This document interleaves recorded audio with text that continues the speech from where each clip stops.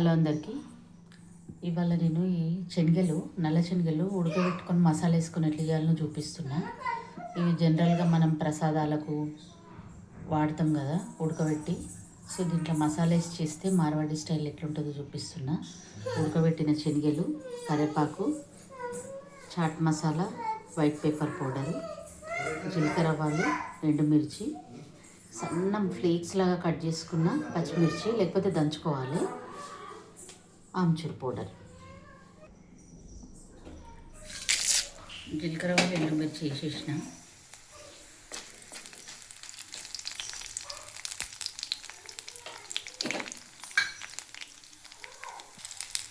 So ఇదైతే ఎర్రగైనవి. ఇప్పుడు పచ్చిమిరపకాయలు వేస్తాము.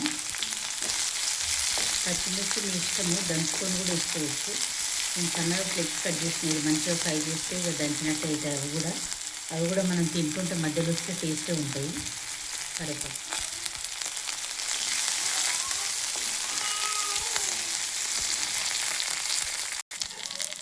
పచ్చిమిర్చి అయితే మంచిగా వేగింది. ఇప్పుడు స్టవ్ సిమ్ చేసుకొని ఈ మసాలాలు వేసేసుకోవాలి. ఇలా కొంచెం ఘాటు వాసన వస్తుంది, అయినా కూడా ఏం ప్రాబ్లం లేదు. ఉప్పు, పసుపు,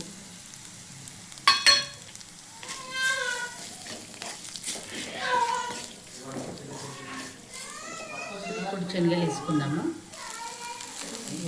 శనగలు వేసుకున్న తర్వాత ఇదంతా మంచిగా కలగలుపుకోవాలి. కలగలుపుకొని ఒక 2 మినిట్స్ సిమ్ మీదనే ఉంచాలి. ఉంచితే అంత మంచిగా కలుస్తుంది. సో వేడి మసాలా శనగలు రెడీ అయిపోయినాయి. చలికాలం వర్షం పడుతుంటే సాయంత్రం పూట స్నాక్ లాగా చాలా బాగుంటుంది. అందరూ తిని ఎంజాయ్ చేయండి. నచ్చితే లైక్, షేర్, సబ్స్క్రైబ్. సో వేడి శనగలు రెడీ. బాయ్.